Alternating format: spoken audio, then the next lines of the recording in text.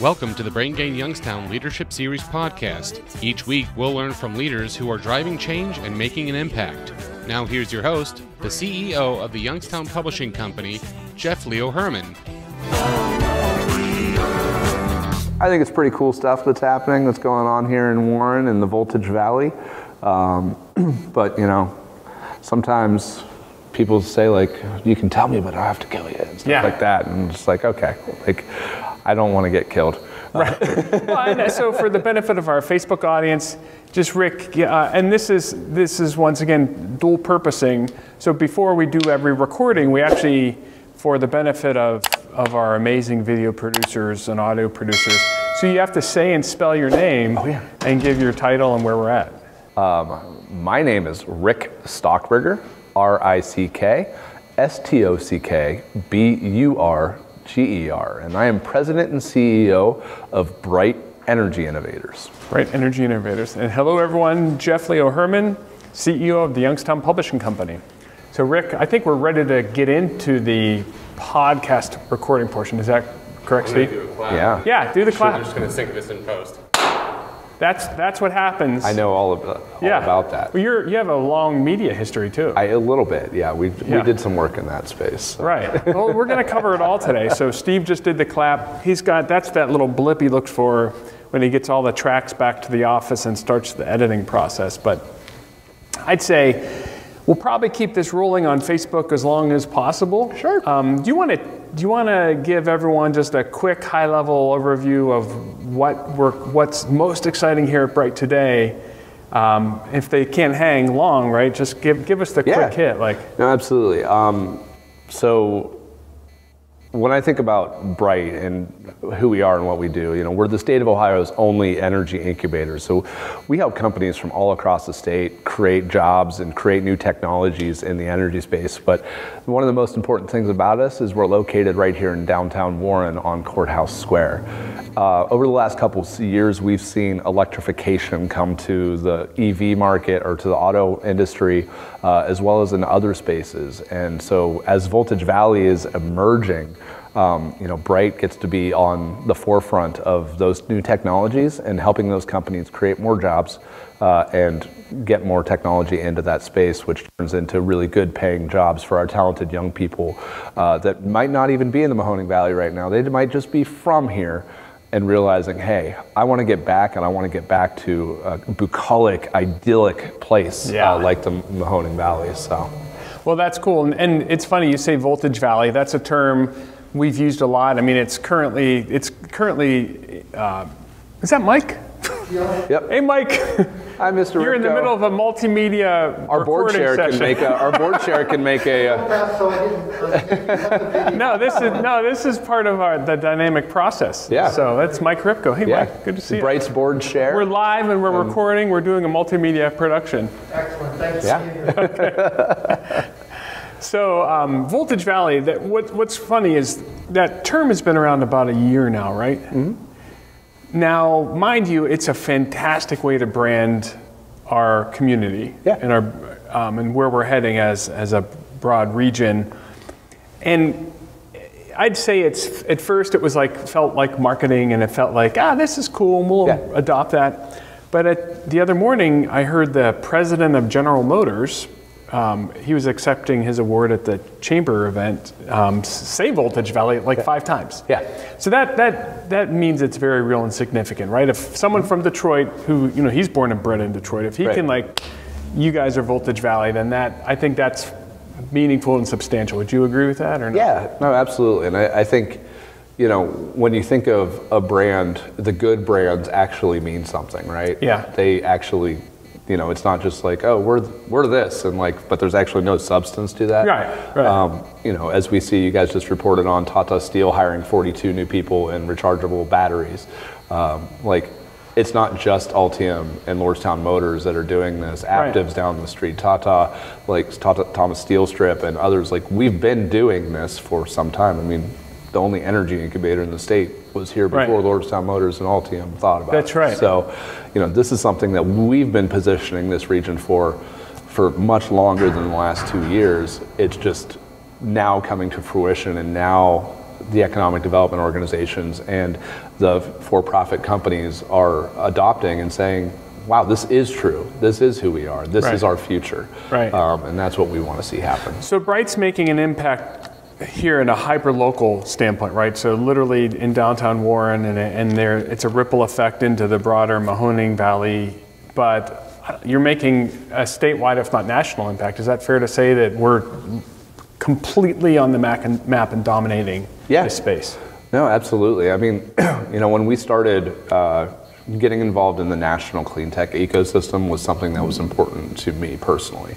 I always wanted to see what are the best practices that are happening in Boston, and what are the best practices that are happening in Los Angeles and Chicago. And so I sought out those leaders of those energy incubators, and I said, well, how can we do this in Warren, Ohio? This is a place that you might not think of that happening. And so understanding that we can take the best practices from the nation and apply them right here, and then we can give energy companies unfair advantages to starting their companies because we have that national ecosystem that can help provide funding and all of these items. And at the end of the day, I always joke about this. It was really funny at the time. I was in Denver, Colorado for an IN2 meeting, which IN2 is Wells Fargo National Renewable Energy Lab, the best incubators in the country. And then all of a sudden, Ramsey Huntley from Wells Fargo stands up and just says, President Trump has just tweeted that Workhorse is taking over the GM plant and electric vehicles are the future of the country. And everybody's like, Rick, what are you doing? And I'm like, I'd rather be lucky than good in some ways. Yeah, right. And so, seeing that from both sides of the aisle, there's a strong future in vehicle electrification. And I happened to be on I was like literally speaking on a national scale at that moment in time when that was announced. And the rest of the incubator network said, wow, Mahoning Valley is a great place. Right. This is a place that we want to look at to be a part of this electrification future. So we're actually going to go into our traditional questions we do on the BrainGate Youngstown Leadership Podcast. Because as a child, did you think that you'd be sitting here, kind of at the forefront of our future, running the Bright Energy Innovators? As a child, I always like to talk about the way I was raised, and my dad was a steel worker, and I remember as a young man, like there's a smell to a steel worker, right? There's that factory smell. Yeah. Like it comes back to me. It almost makes me tear up right now thinking of when my dad would come in at 2:30 every day, and you would get that smell. And my dad worked in a blast furnace making train couplings. And so I always thought, like, man, how cool. Like, my dad, connects the world of rail. And imagine all the products and the things that happen because of what my dad is doing. Yeah. That's awesome. Yeah. That's really cool stuff. And so, as a young person, I always knew that I wanted to be a part of connecting things. That's what my father had done. My mother was just absolutely brilliant. And that's what I always knew that I wanted to do, and then what I found out that I was good at, except for while my dad was making physical train couplings, I realized I was good at making connections. I was good at networking. I was good at these things. And then I also just had this unbelievable attachment to this region. And so after high school, I was one of those many kids that went to college for a year and was like, I'm not quite ready for this. I'm having more fun networking than I am studying. And went on to join the military, and that's really where I got some of the discipline that was necessary to go on and get my undergraduate degree and get my master's degree knocked out and whatnot. And I have to say thank you for your service. Seriously. Yeah. What was that decision-making process? Did you always look towards military service, or is that just you were evaluating kind of the current situation? Yeah, so growing up, I was the kid that was playing war every day. Had a just fascination with World War II and what went into that, and so I'd always cared a lot about the military. And being raised in kind of rural Ohio, we grew up surrounded by farms. I worked on farms all my life. It was just kind of a natural if you don't figure out how to be a farmer and you don't figure out how to go to college, military is a really good way to go figure it out. Right. Yeah. Right. No, you're right. And so it was, kind of all of those things mixing and matching together. So it's funny because at first I was like, in high school, I was like, I think I want to be a teacher. Like, I think I want to teach. Like, I think that's what I want to do. And I'm one of those people that I don't ever learn anything until I teach it. Right. It's just totally weird and bizarre that I have to force myself to get into a situation to talk about something that, to be like, oh wait, I understand that because I just said it. From that standpoint. And so I was going to be a teacher, or I was going to be a police officer, or service. Service is what and led me to the military. I was a bartender for a minute. Helping people is what I've realized kind of early on that is what I wanted to do. I just didn't know what that job was. Right. And so you were overseas, right? Are you in Iraq? No, never made it to Iraq, Afghanistan, and Kosovo. Yep. And Kosovo. Yep. Okay.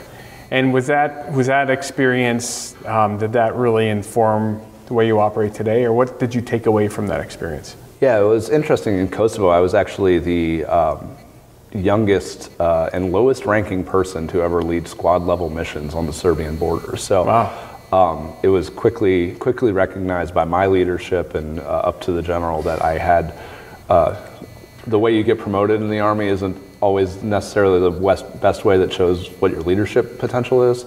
And so as a young corporal, they started saying, hey, you need to be doing the work of a staff sergeant and actually leading these missions, and you're able and capable of doing this regardless of your rank. And so that was actually one of the first times that somebody believed in me.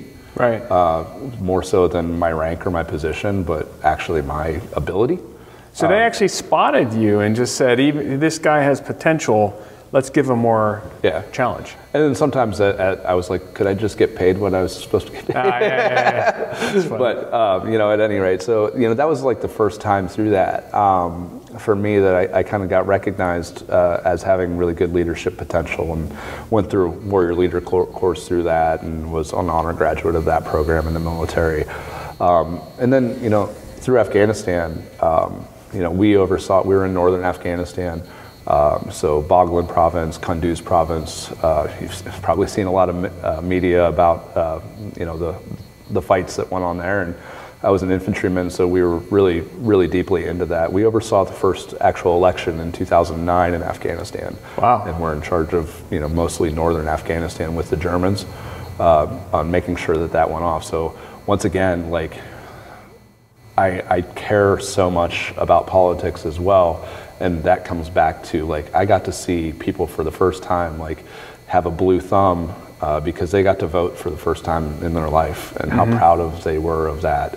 And so that's why when I came home, being able to see everything that it means to be an American citizen, some of the things that we take for granted, I got to see somebody's first step of freedom, which in many ways is that efficacy of voting.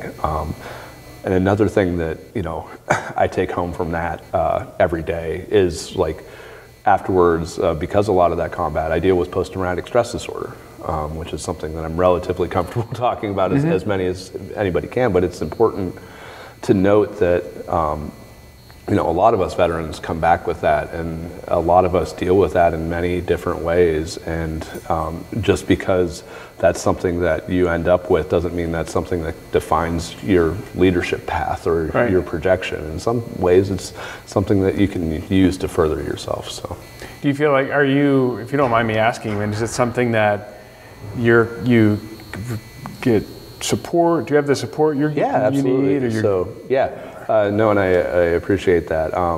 So I still see a counselor monthly on that and work through the VA, and that's still something that it's one of those things that I don't know that I'll ever not have, but it's something that if you get work on and you care about and you build on and all of that, it's something that you can deal with and be a very productive member of society. Right. And so getting help is the thing that changed my life, hands down. It was immediately out of the Army. It was alcohol and things like that I dealt with. And when I understood what was actually going on, and as I got married and had kids, I needed to make adjustments and understand a little bit about what I was dealing with.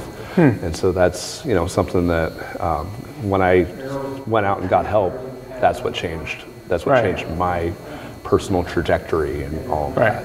And then that's put you in a position to give back, because this, Bright is it's a job, right? Yeah. But it's a mission. Yeah. And so you're giving back every day by the work you're doing here. So does that help as well? Yeah. Just knowing that you're on a mission? No, absolutely. And that's what, when I went back, when we just talked about like what you wanted to do when you grew up, and I knew it was service. Like, that's why I run a nonprofit. Like, that's why I was in the military. Like, that's the trajectory that I feel like has been, put on me, and the things that I've had to overcome to get here, are things that are not easy.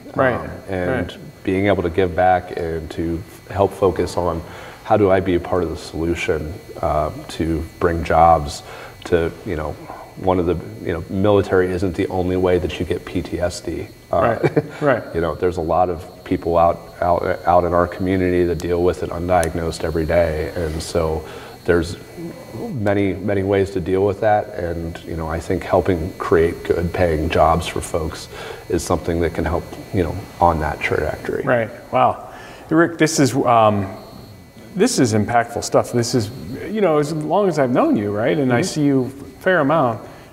It's cool to have the opportunity to kind of go this deep. Yeah. Because that's, it's the benefit of having a chance to sit down and have a long form conversation. I want to shift gears, leadership style and philosophy. So what's it take? You have a lot of stakeholders, right? There's a lot of stakeholders in the community, people that are forward looking, people maybe that are holding on to certain things. I mean, how do you, because energy and new methods of, basically creating things, there are often winners and losers, right? Yeah, absolutely. That's a capitalism, winners and losers. So what leadership style do you have to kind of drive your mission?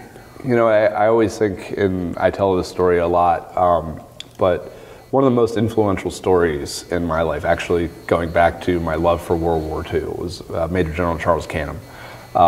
And this dude at the time was a captain, and he went with his unit, overtook a German bunker, had a much larger unit that he overtook with some fine soldiers, and at the end of the day, the Germans ended up surrendering, and a much higher ranking German officer than him ended up surrendering. And so one of the things that German officer said during, when he was getting ready to surrender, was asking around, like, what are your credentials? Like, who am I to be surrendering to you? Right. As you're much lower ranking than me and stuff like that. And Charles Canham looked back at his soldiers and said, these are my credentials. And so that's something that I've always taken to heart, that it doesn't matter what Rick Stockburger does in this position or, from that standpoint, are the companies that we're working with creating jobs. Like, what's the real metrics of what we're doing? And those are my credentials. My team, everybody that's here that's just so amazing and performs at such a high level all the time, those are my credentials. And so when it comes to a leadership style, it's not pointing to myself or anything like that being right. It is pointing to real data, it's pointing to real jobs, it's pointing to real people that are experts in the space. The only thing I can do is highlight their voices and help amplify them. And then at the end of the day, the decisions will be informed. Right. And that's what we want, is informed decisions for this community. Right. Now, in the military, was it very much, when you were leading at a young age, did you use more influence or collaboration or demands? Like, what was your balance? I screamed at everybody all the time. No, actually, it's funny. I only screamed at somebody once, and it wasn't pretty. My wife always jokes that we've been together for 10 years now, and she's like, she's never heard me raise my voice. And she's terrified for the day. Oh, yeah, I'm joking, but like, you know, at the end of the day, it's making sure that, you know, you're cool under pressure and that both you take the good and the bad is something important. But at the end of the day, everybody, and kind of how I've operated, everybody that you meet has a skill set and they have a desire to be valuable. Like, and that's what it is. And then how do you take their skill set and put them into their best and highest use? And so, like, the only thing that I feel like I am personally exceptional at is meeting somebody, understanding what they do, what they can bring to the table, and then introducing them to a task or a person that can help fulfill them. I always joke, like, if you ever want a job, like, call me. Because some way, somehow, like, I will find you the best job that you've ever had. It might not be with my organization. It probably won't be with my organization. Right. But like, I joke about my friends that have gotten jobs at Techstars and others, and it's been just introductions that I've made because I'm like, this person's awesome at X, and you need X. Right.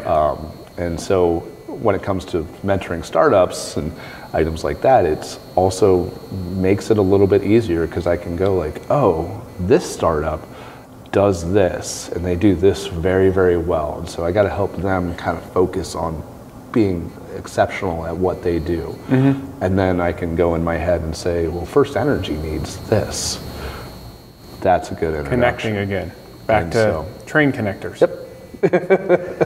And I see it all coming together. So then do you, you know, from the standpoint of, well, I want to get into leadership mistakes. That's typically where we go next. And, you know, out of the spirit, because we've broken the fourth wall 1,000 times already today, this is where we stop and say, but first, let's take a break and hear from our sponsors. And that's always very important, right? Yeah. Because with that, honestly, we're on missions, right? We're on the Brain Gain's a mission, Bright's on a mission, and it requires financial support. Yeah.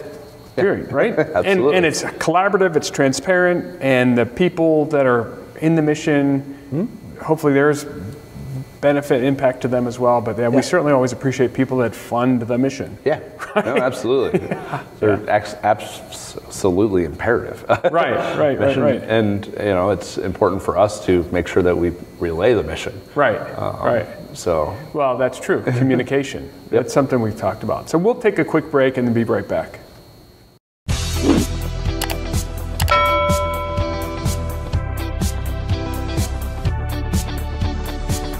The Brain Gain is a collaborative effort, and we'd like to thank our headlining sponsors, including Farmers National Bank, Sweeney Chevrolet Buick GMC, the Mahoning Valley Manufacturers Coalition, and Southwoods Health. Also included are Eastern Gateway Community College, PNC Bank, the Moransky Companies, the Mahoning County Career and Technical Center, the Youngstown Business Incubator, Simon Roofing, the DeBartolo Corporation, Youngstown State University, and Junior Achievement of the Mahoning Valley.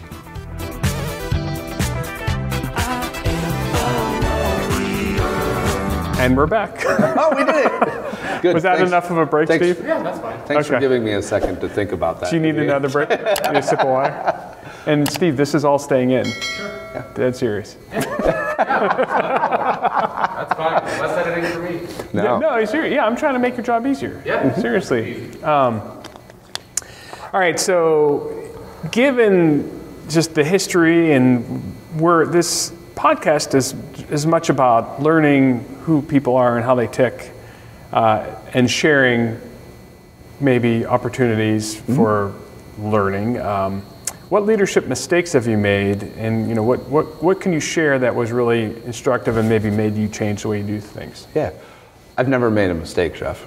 Ever. Good, I've just been like a perfect leader, just like perfect Christians that are out there. Like we're all just absolutely holier than perfect. No, it's, I make mistakes every single day. You know, and so it's interesting that you ask that because I'm like, what's the biggest mistake that I've made? And I don't know if I think you and I have kind of similar personalities in a way, but sometimes I get extremely excited about an idea or something, and I don't go back to my basics of customer discovery and like, you know, what actually makes an idea tick is, once again, stakeholders, bringing them in and understanding. And so, as some people say, I can get out in front of my skis a little bit. Sound familiar, Steve? So we're right here. Yeah. and so, you know, with that said, you know, there's been in some of the companies that I've helped start even before this, you know, getting out in front of the skis, I oftentimes, you know, I'll find myself doing a ton of work, frankly, for free. Because like I'm so committed to a good idea and getting it back, and then I never actually figured out like what the payment model is, which is good for running a nonprofit. So I found my home. Here, because I can, you know, get funders on the back end of it. But when I was running for-profit companies, like that was something that I was like, oh, I'll start running down this path, you know, really, really fast, and we'll get there and we'll innovate and all of that. And I'm like, I forgot, like, who's going to pay for this? Who's this actually providing value to other than what I think is cool? No, it's true. I mean, so there's ideas, you're passionate about ideas, and then kind of when is the right time to check on the economic impact, right? Or when, you know, can we afford this? Can we fund it? Can we do, you know, we have a huge idea, well, what if we scaled it back by half and paid for it? or maybe not do it. You know, and that's something I think that, you know, I'm kind of the same way. It's great ideas, we're making an impact. Oh shit, we can swear on a podcast. I think we can swear on a podcast. We can swear. Yay! Shit, you know, how do we just make good decisions based upon data? And a big input to those decisions are financials. Right? But being mindful of that. But at the same time, like, very few people have ever made a great innovation by looking at the financials. Like, at the same day, like at the same time, you know, Simon Sinek, Start With Why. Like, these exciting things that happen come from people like you, and come from, you know, people that get out in front of their skis. It's at what point are you going down the hill too fast? That you need to put the brakes on a little bit, because at the end of the day, if you stay extremely conservative with every decision you make and you look at the financials, like, sometimes the market hasn't developed yet. And sometimes you could be the person to develop that market if you're trailblazing a little bit and you get some people behind you, you know, and get some people drafting you, and, you know, then things can really happen. And so, you know, from that standpoint, you know, that's exactly what it is. Well, that's what boards and collaboration, right? That's really where that comes to play, right? Is here's the mission, here's the vision, here's what you see, and then bringing people along to see the same thing. I do feel like, though, like I answered that question like I was interviewing for a job, and I'm like, the worst part about me is actually this really good thing. My worst mistake is this is this good thing about me. I just worry too much with attention to detail. Something like that. So, you know, I actually want to try to answer that question a little bit better, and, you know, worst mistake that I have absolutely ever made was not trusting. And, you know, I'm a big believer in Ronald Reagan, trust but verify, and all of that gets, my daughter's named Reagan. But, you know, I had a season in my life, and a lot of it had to do with my post-traumatic stress disorder and all of that, like, you know, being hyper vigilant of who's around you and what their intentions are, and like, you know, I definitely went through a season of that, and there's plenty of reasons for it, but man, did I make a lot of mistakes during that period. It was only when I realized, and I think the biggest thing that, you know, I've come to realize is there's like actually very few people in this world that want to see you fail. I mean, there's a huge portion of people that just don't care if you fail, or just there's not on their radar or something. But like, you know, I definitely went through a season of like everybody wants to see me fail, which put a huge chip on my shoulder and led to some of my success. But at the end of the day, like, I was miserable. Yeah, yeah. And so, you know, I think going through the PTSD thing and getting help in that perspective, like, really opened me up to go, like, just trust people. Right. They'll prove whether or not they're trustworthy. Right. Well, most of them are. Is that also, an MO? if they do something that is against what you're trying to accomplish, then they're out. Well, they don't have to be out, but like, they might have something that's going on that they're not even paying attention to you. Boy, that's a whole, Yeah, like. No, I'm with you. I mean, assume best intentions. Yeah. Right. So assume and trust, right? And just assume we're all on the same page. If they violate the trust, right. And then instead of, I jump to they're out, get them out. But maybe you're right, and this happens all the time. In their prioritization day to day of what's important to them, you know, it just might not be aligned. And often it's not that people are against something, it's out of alignment, it's just not on their radar. And I'm sensitive to a lot of, like, why isn't that person? Right. Well, I'm probably just not in their list of things to do, in their prioritization. They probably appreciate something to some extent, but it's way down that list. Right. Or like, I've got to make a decision in the next 30 seconds about something that I don't know who it's going to impact. I didn't think about Jeff. Yeah. I thought, like, my mission, my organization, right now I need to make a quick decision that's going to impact us. That thing might ripple down and affect other people, and I think, like, some of the biggest mistakes was taking that stuff personal. That might have affected me down the hill, if you will. But it's also important, and, you know, I think we can talk about this generally a little bit, but, like, the difference between clean tech and fossil fuels and stuff like that, like, when I advocate for clean energy and items like that, like, I'm not actually one of those people that's advocating against fossil fuels. Right. I'm one of those people that's saying, like, the best economic outcomes that we can have, the best, highest paying jobs that we can have are in this future of clean technology that we are seeing come.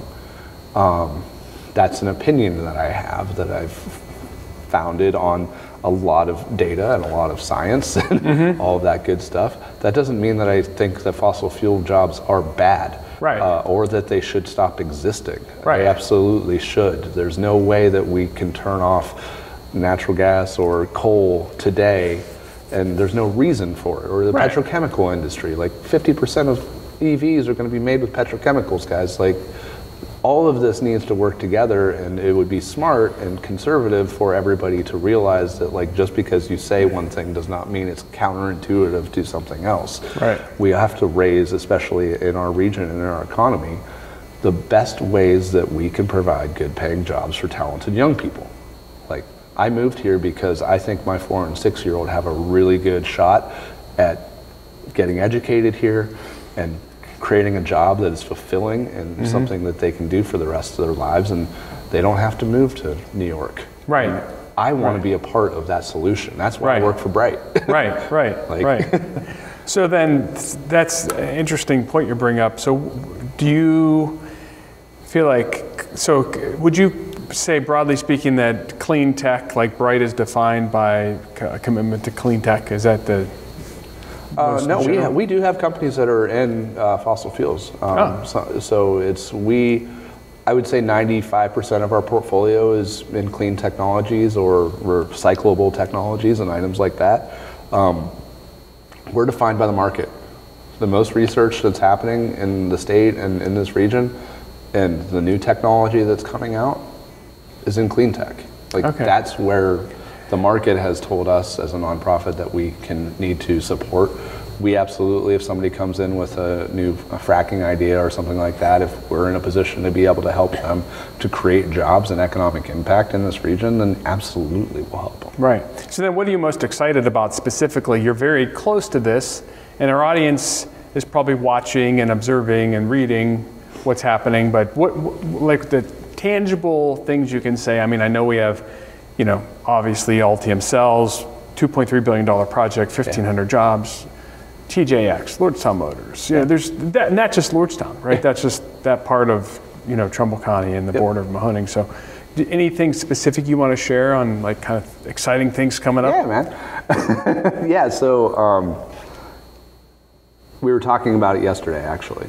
Yeah. I kind of briefly mentioned it, but one of the best things that we can do as a community is to reach out to people that were born and raised here and then have gone on to do amazing things other places, and understand that like this is a great place to raise your kids. Like this is a great place to go biking and you can go skiing in the winter just down the road, and like there's a super high quality of life here. Right. Like we have all of the amenities that people wish that they had everywhere else. And just to clarify, yesterday Rick and I were on a call or a Zoom meeting. It was a networking, right? Yeah, it was like Clubhouse, but on Zoom. It was like Zoom Clubhouse on Zoom. And it was a partnership between OhioX, which is a nonprofit organization committed to technology and innovation, and Tech Columbus, but it was people from all across the state. The 3 Cs, right? Cincinnati, Columbus, Cleveland. Toledo was there, Youngstown, we were there, just Dayton was there. Warren was there. Warren too. was there, right. Mahoney Valley. But it was interesting that there is no,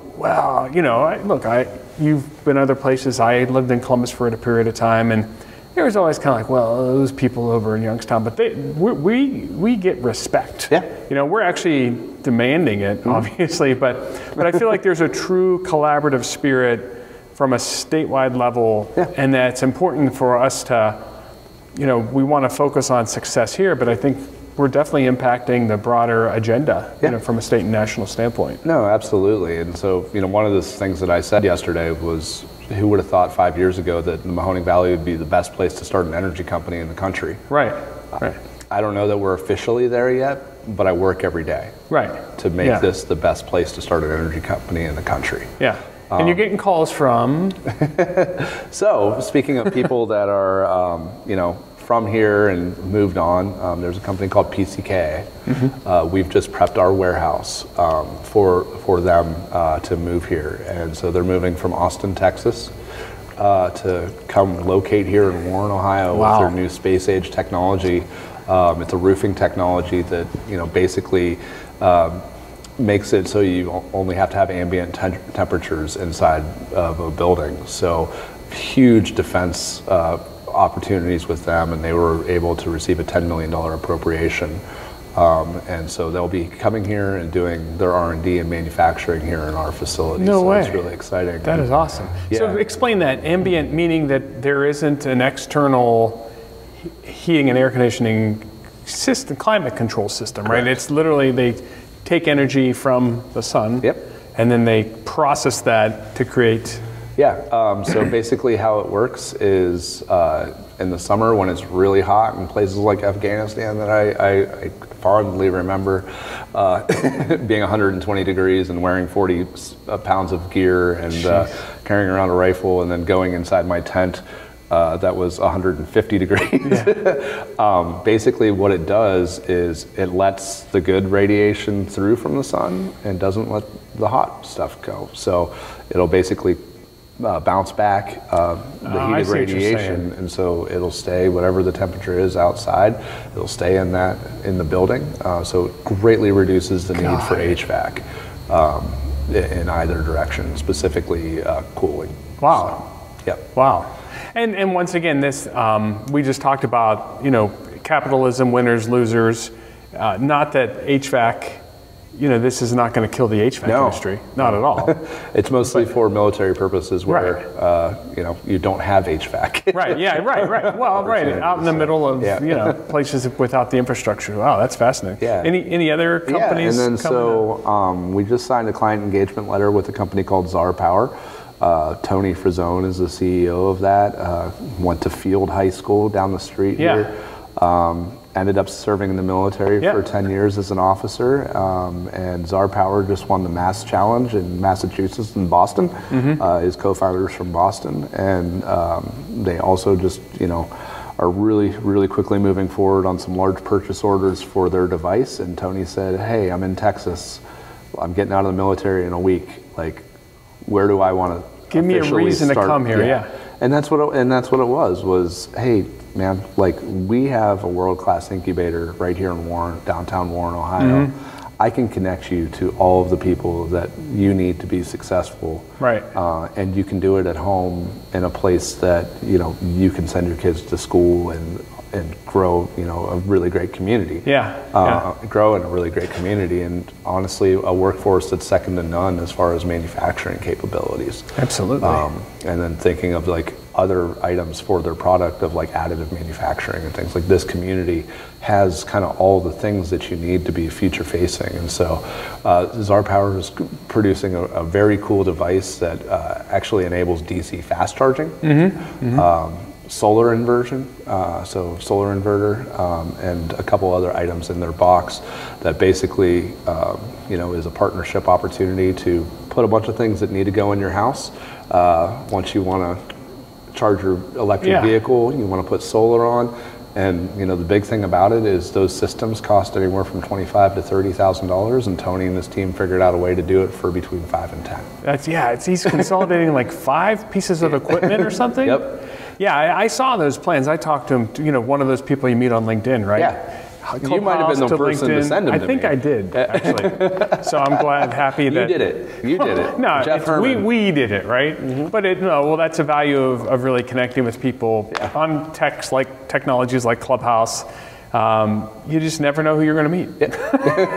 No, and like I said, that's 2 companies that through Clubhouse that we've added to our portfolio here at Bright, and we think is going to have great economic impact for the Mahoning Valley. So. No doubt. Do you have, so do you feel like this has all been positive news? Are there any barriers in our way? Are there things you need to like break through, people you want to challenge? Asking me that question? Yeah, I challenge people all the time. No, that's interesting. You know, I think the biggest thing that we need to do as a community is align. We need to look at what our best and highest, you know, use cases are as a community, and then how do we make it really easy for companies to grow, for companies to relocate, and all of that. And you know, I am so excited for the Chamber's new leadership with Guy Coviello. You know, can't say enough good things about that decision. The guy's a rock star. And so like looking at the Chamber's leadership and Eastgate with Jim Kinnick and Mike Rupko that works there as well, YSU, and obviously Jim Tressel and Jennifer Odo and MVMC, and like, so at the end of the day, a lot of it is just resetting the table. Like that's what we need to do as a community. And you know, maybe there's a Voltage Valley line that says, all right, these are our roles and responsibilities for Voltage Valley and for bringing e-mobility to the valley or growing it to the valley. There's additive manufacturing that YBI leads and says, hey, these are the things that we're learning with America Makes and the NCDMMs of the world. And this is how the Mahoning Valley attracts and grows meaningful businesses in that space. And we all partner with the Chamber and get in one economic development line to really grow this community in a meaningful way. Some of it's, you know, just the general, like, let's make it easy for when a company comes in and say, we have all of our agreements with sewer, gas, water, the all utilities, that stuff. Infrastructure, and like all of this stuff plays into a meaningful role. But like, as a community, what I want to challenge us to do is to look at us as a community and not just individual organizations, or municipalities or anything. Like the Mahoning Valley, the Voltage Valley, the Additive Valley, whatever we want to be when we grow up. Like, let's pick it, let's work together, and let's make sure everybody benefits. Absolutely. Well, that sounds like a great place to end. Rick, is there anything that we left off today? Anything you wanted to share? Something else I probably could have dug a little bit more for that you're like, oh, you didn't ask me about. No, I mean, I told everybody about you know, my mental illness. So you know, I think we dug as deep as we can. This was great, and I'd say this is like, we did kind of only scratch the surface here today. I mean, honestly, there's a lot more to share. So I appreciate you being on the podcast. I appreciate you every day, just in all the work you're doing and team here at Bright Energy Innovators, and it's an exciting future here in Voltage Valley. So thanks so much for everything that you do. Yeah, well, I appreciate it, and you know, I think the most important thing that we can have as a citizenry is well-informed citizenry. And thanks for the Business Journal and all the work that you do to make sure that that estate is strong here in the Mahoning Valley. So I appreciate you. Oh, I did silence my. Well, thank you so much. Thanks, Rick. Ding. That wasn't planned. That's the end. And cut. Awesome. Okay.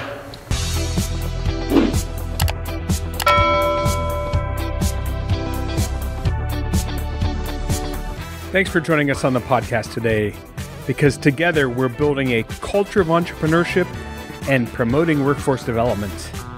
So if you like what you heard, please share it with a friend and leave us a rating or review on your favorite podcast player.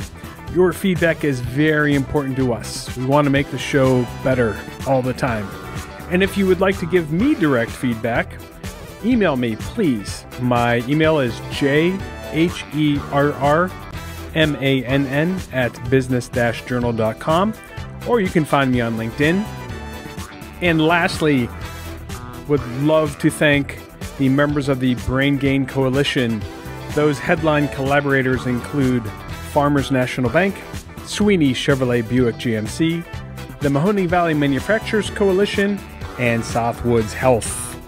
And joining them are members of the coalition, including Eastern Gateway Community College, PNC Bank, the Moransky Companies, MCCTC, the Mahoning County Career and Technical Center, the Youngstown Business Incubator, Simon Roofing, the DeBartolo Corporation, Youngstown State University, and Junior Achievement of Mahoning Valley.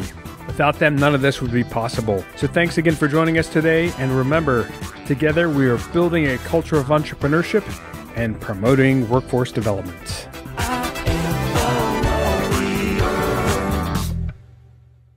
Thanks for watching the video. Be sure to like, subscribe, and hit that little bell for notifications. And also make sure to connect with us on Twitter, Facebook, and LinkedIn. For all of your business news, visit businessjournaldaily.com. For all of your arts and entertainment news, go to afterhoursyoungstown.com.